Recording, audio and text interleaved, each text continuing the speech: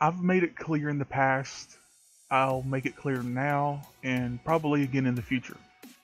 I loathe anyone that assaults a child. There's absolutely no excuse for it whatsoever. Now, I mean, don't get me wrong, there's a difference between punishing your child and abuse. So, this one's a little irritating for me, if I can put it nicely.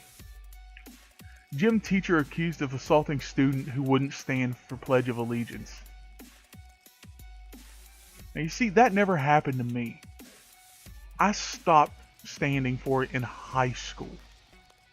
And I was never told to stand, asked to stand, mocked, threatened, attacked, nothing.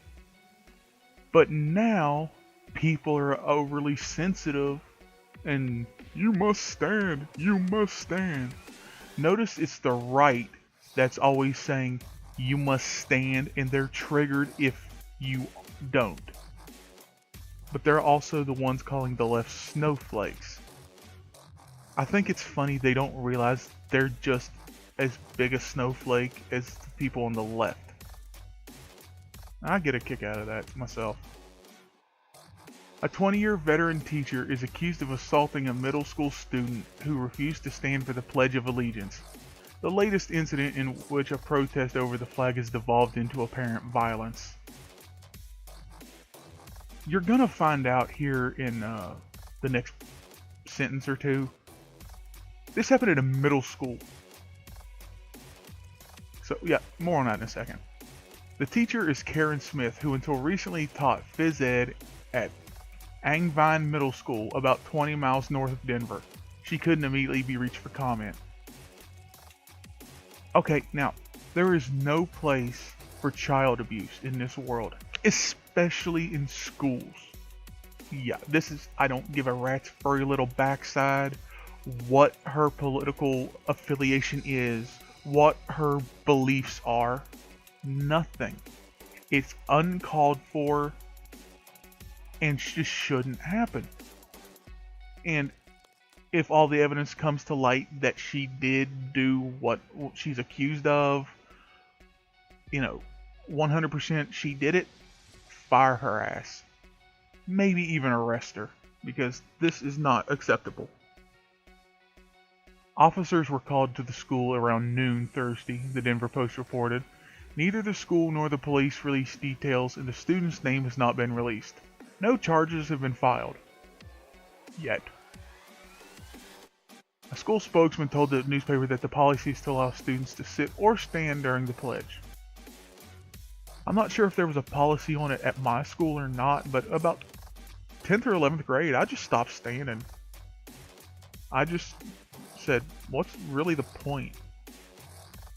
My allegiance should be to helping those people around me, not a chunk of land or a corrupt government. So, I didn't stand. In a letter to families obtained by Denver CBS affiliate KCNC, Principal Mike Medina told families that we will have a substitute teacher working with some of our PE classes for the time being. Oh, as he should, until he finds out whether this woman did assault this student, and if she did, he fires her. Because this, no, is unacceptable. It cannot be allowed to stand. He added that Smith had been placed on paid administrative leave and that the school was working closely with our partners at the Lafayette Police Department. It's always paid administrative leave. What kind of punishment is that? I mean, I've always found it weird that if somebody's accused of something like this, oh, you stay home, don't come to work, we'll still pay you. That is not any sort of punishment. That is a reward. Because you tell me this. You tell me with a straight face that you would rather get paid to stay at home as a punishment than go to work and get paid. Let's be honest. You'd rather stay home and get paid because you don't have to do anything. Protests involving the American flag have become a flashpoint in the last 2 years. Since then, NFL player Colin Kaepernick knelt during the national anthem to protest racial injustice. His example was followed by other NFL players, athletes in other sports, and countless people with similar stances. Which is completely fine with me because, First Amendment and all that. Those who kneel see the act as a powerful, nonviolent way to protest racial injustice, particularly society's inaction when police kill unarmed African Americans. Okay, now the next paragraph gets kind of funky. Yeah, we'll talk about that in a second.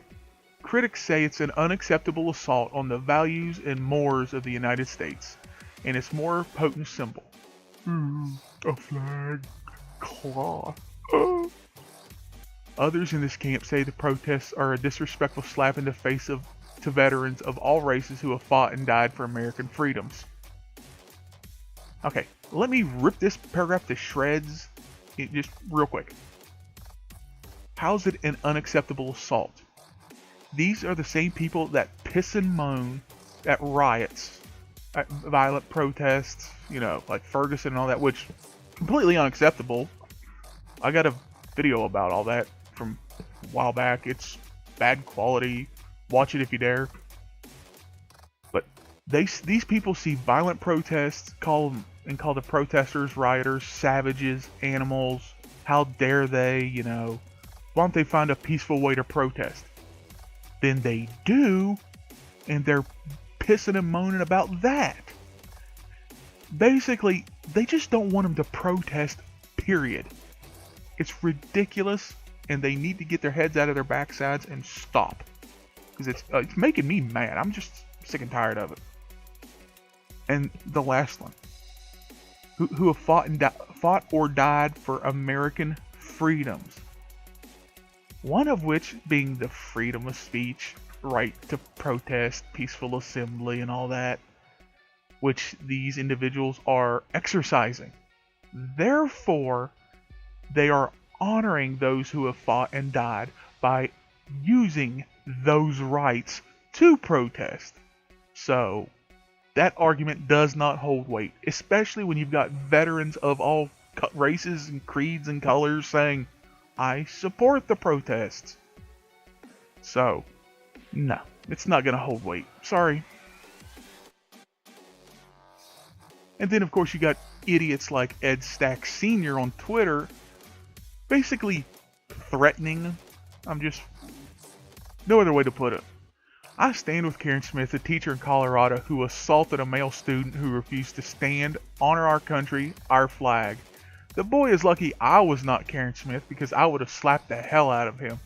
He is a little unpatriotic punk being reared by bad parents. And of course, you can see it's blue, meaning, yes, I did respond.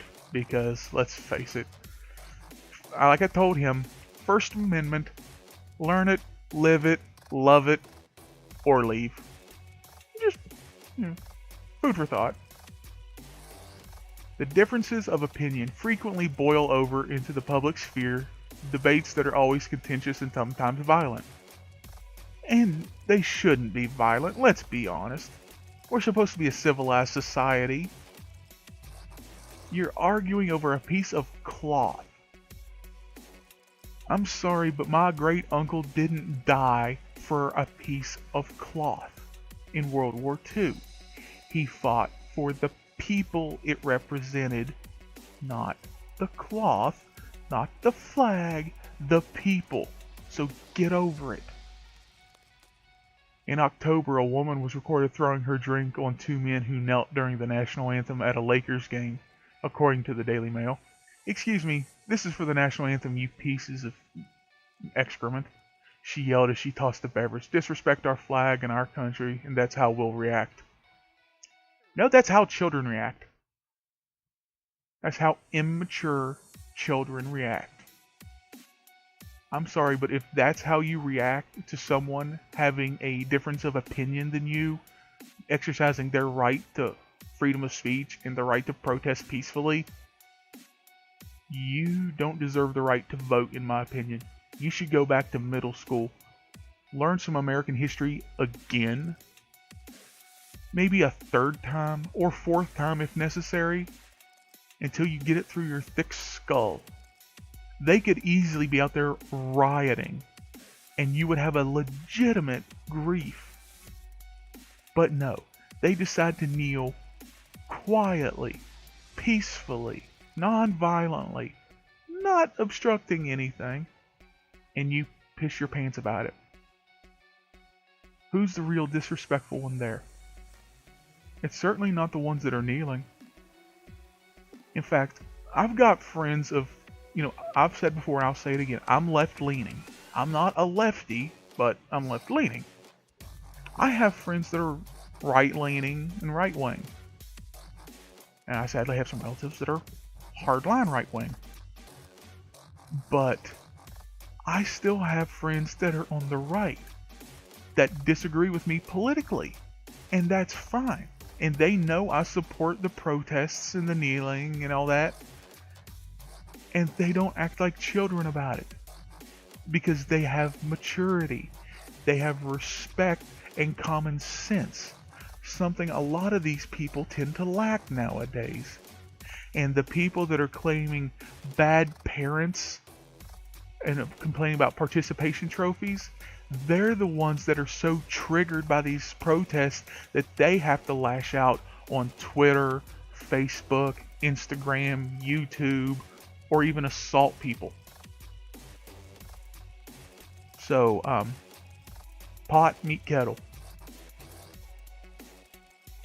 The Long Island Diocese of Rockville Center, which runs a Catholic school system, said in September that students who kneeled during the anthem would face serious disciplinary action. According to the Times, athletes who didn't stand in a respectful manner could see reduced playing time or be kicked off the team. Sometimes the punishment's worth the quote-unquote crime. Because sometimes there are things more important than yourself.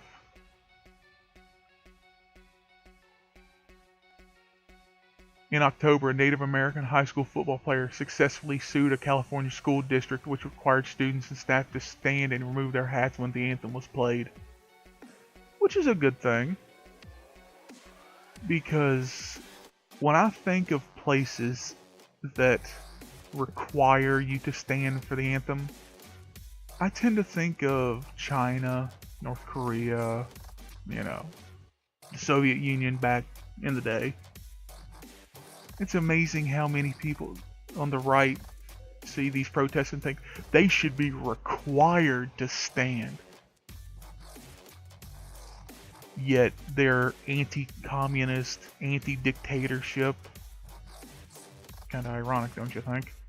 Students like our client who consciously carry their values and ideals with them cannot be silenced or directed on what to say or not say by their school in this manner. An attorney for the student, whose identity was not revealed in court documents, told the news organization. Last year, President Trump injected himself into the kneeling controversy. Because of course, ratings, baby, ratings! He's gotta put himself in the middle of it because he needs to be the center of attention because he's a giant orange egomaniac. In a September speech in Alabama, Trump called the NFL owners to suspend or fire any SOB who doesn't stand for the national anthem. You notice how he's violating the First Amendment of those players? And I say Trump, not the owners, because the First Amendment protects your freedom of speech from retaliation by the government. Him being president is the head of the government. Therefore, he's threatening to violate their First Amendment rights. The remarks touched on an exposed nerve in a league where most of the players are black and most of the fans are white.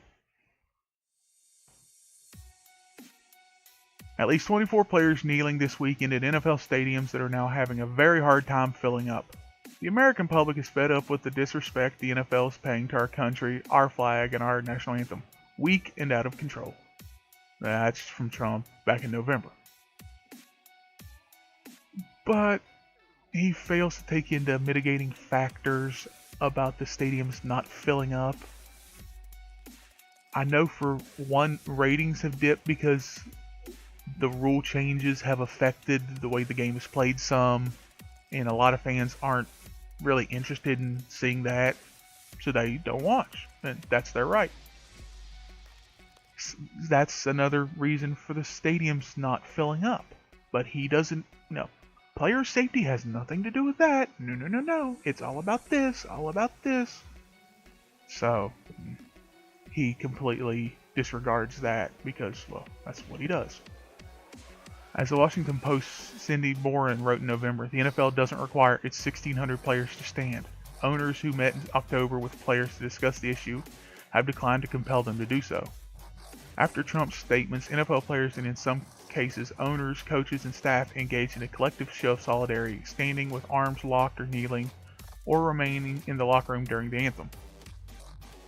And of course, that pissed fans off also. People like my dad, who's a lifelong Cleveland fan, he didn't watch a single Browns game all year and said he didn't care if they lost every game all season, and, well, ironically enough, they did. Because he was so triggered and upset by the protests. Yeah. But anyway, back to the teacher. Now, remember, this is just accused, like the headline says. Accused, not convicted. Hell, charges haven't even been brought. If she is convicted or found to be guilty, arrest her, charge her, send her to prison, and fire her. Don't let her ever teach again. But if she's found not to have done it, let her go back to work, apologize, punish the student, like any other thing.